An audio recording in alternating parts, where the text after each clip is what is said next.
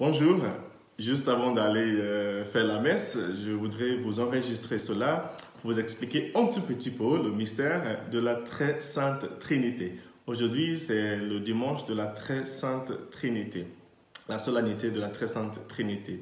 Notre Dieu est trois personnes en un Dieu. Une des difficultés pour nous humains qui nous empêche de comprendre la nature de Dieu, c'est que Dieu n'est ni un concept ni une chose.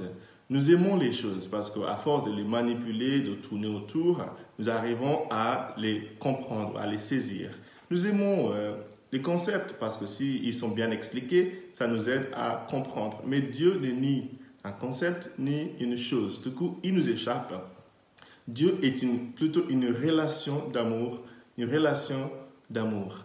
Ce matin, j'aimerais vous expliquer un tout petit peu cela, mais sachez que si à la fin de cette explication, vous ne comprenez pas davantage ce que c'est la très sainte Trinité, bon, je vous aurai prévenu.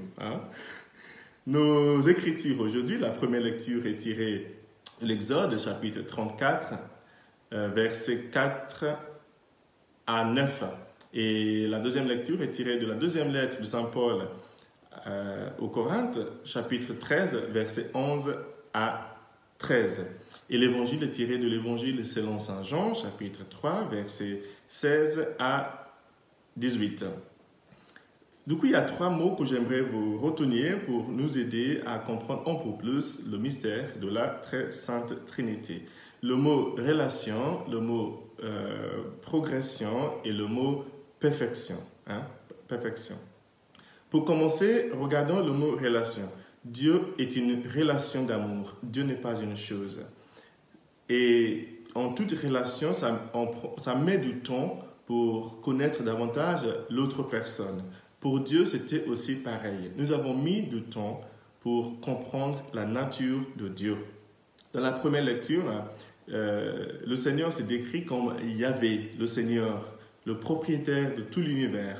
Ça, nous avons appris déjà dans le Premier Testament, dans l'Ancien Testament. Après, c'était Jésus seulement qui nous a appris aussi que Dieu est aussi Fils. Et c'est Jésus qui nous a aussi appris que Dieu est aussi Esprit Saint. C'est lui qui nous a envoyé le Paraclète, le Paraclétos, l'Esprit Saint. Donc c'est avec du temps que nous avons compris la nature de Dieu comme une relation d'amour qui se dévoile dans le temps. La deuxième chose que j'aimerais vous dire, c'est le mot « donner ». Dans tout amour, dans toute relation, il faut donner et recevoir. Dieu n'échappe pas à cette règle.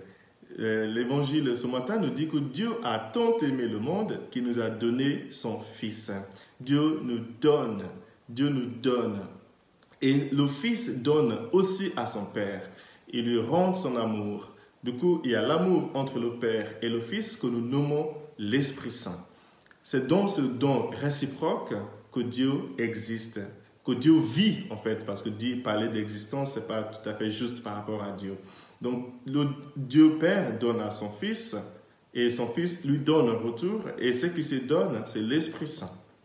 Donc, c'est dans cette don réciproque d'amour que nous avons le Dieu trinitaire, ou Trinité.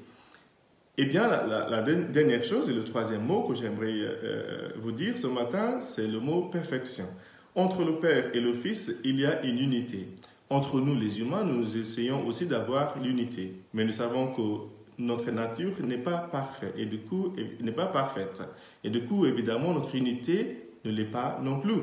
Mais chez Dieu, en Dieu, la perfection est possible. Dieu est parfait dans son amour, dans son unité. Il est infini dans tout ce qu'il fait. C'est pour cela que l'unité entre le Père et le Fils est parfaite. C'est pour ça que nous pouvons parler d'un seul Dieu, le Père, le Fils et le Saint-Esprit, parce que leur unité est parfaite. Vous voyez? Voilà ce que je voulais vous expliquer ce matin. J'espère que vous allez trouver un peu de temps aujourd'hui pour aller à la messe. Sinon, que Dieu vous bénisse tout de même. C'est lui qui est le Père, le Fils et le Saint-Esprit.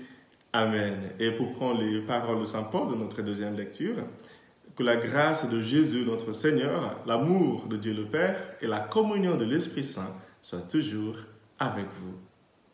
Amen.